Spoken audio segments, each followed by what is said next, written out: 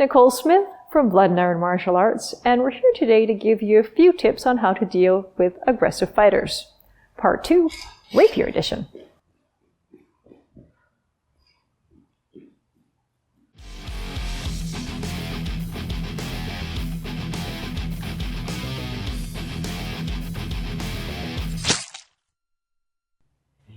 In this video, we're going to look at several different kinds of aggressive fighter. But the first one I'd like to have a look at is something we call the wiggler.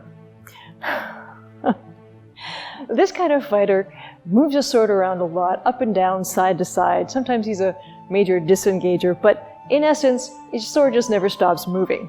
So if I were to try to constrain it, there's a good chance it'd just pop underneath.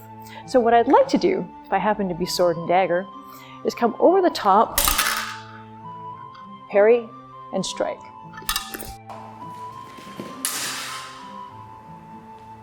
Now with a single sword, it remains pretty much the same. I'm going to this time come in with my offhand. So what I'd like to do is parry that sword at about a 45-degree angle with my arm. Now, because the sword is only making small motions and not cutting motions, it's perfectly safe to parry with my arm. And in controlling the sword with my arm, my sword is free to stab them. Alright, the next one we'd like to have a look at is something we refer to as the blender.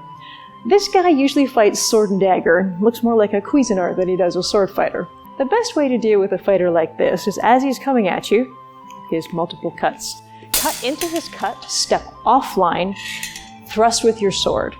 Have your dagger in place just in case he can get underneath. You want to protect yourself. Now, key is to step away from the dagger. If I do the same thing and I step to the inside, I can get stabbed or cut with his dagger. So outside line is safer. The next one we'd like to have a look at is something we call High Guy. And no, he hasn't been smoking. This has everything to do with the guard that he's in. Those people that hang out in preem or in second and just rush in trying to hit you. The best way to do with these guys as they come in, find with the sword, step off line, throw a cut for the leg. That's with single sword. If you happen to have a dagger, it's even easier. Again, he comes in, find with the dagger, cut with the sword. The next one I'd like to talk about is something we call the McDagger Special. These guys tend to be a little shorter, and they have to make up for their range by binding your sword and rushing in really quickly to stab you with their dagger. Now, if you're facing one of these guys, don't make it easy for them. Don't just hold your sword out there. All they gotta do is bind over top of it, and then they rush in and stab you with their little dagger.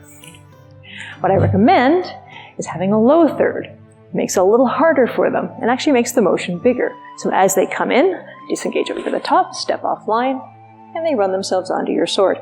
Notice I'm still covering with my dagger. In case he does manage to get that up, I can push it out of the way. Dealing with an aggressive fighter can be difficult. People that rush in with little regard for their own safety can be a challenge at best, but not an insurmountable one. With a little training, you can turn them into a minor annoyance.